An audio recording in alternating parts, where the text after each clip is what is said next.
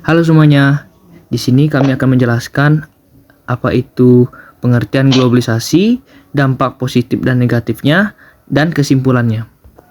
Sebelum kami menjelaskan, perkenalkan nama saya Steve dan nama kawan saya Habibi.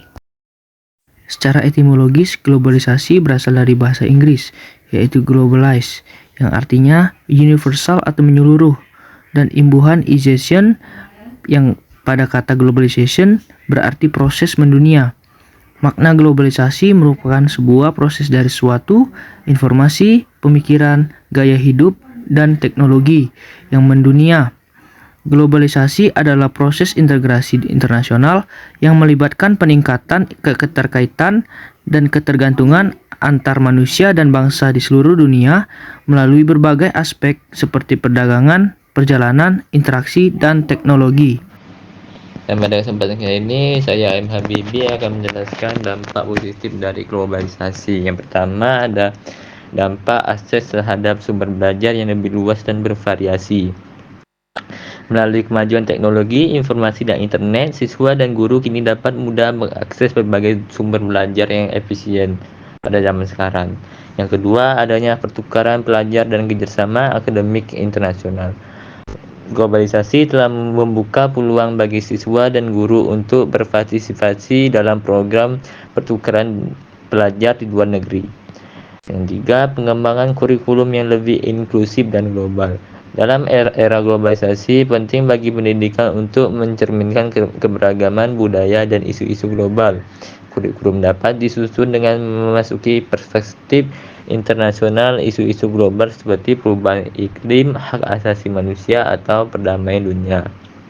Yang keempat, ada pemanfaatan teknologi dalam pembelajaran. Globalisasi telah mendorong penggunaan teknologi pembelajaran yang inovatif yang berbasis seperti e-learning dan yang lain-lain. Yang kedua, meningkatkan kesadaran dan standar pendidikan global. Dalam era globalisasi, standar pendidikan antar negara menjadi lebih penting. Banyak negara saling berbagi pengalaman dan praktek terbaik dalam mencapai kualitas pendidikan lebih tinggi. Hal ini mendorong pemangkasan kesenjangan pendidikan antar negara dan memberikan gambaran yang lebih jelas tentang kemajuan dan tantangan pendidikan di tingkat global. Saya akan menjelaskan dampak negatif dari globalisasi. Yang pertama yaitu ketergantungan pada teknologi. Yang dimaksud adalah ketergantungan pada teknologi merujuk pada situasi di mana individu atau masyarakat sangat bergantung pada teknologi untuk aktivitas sehari-hari.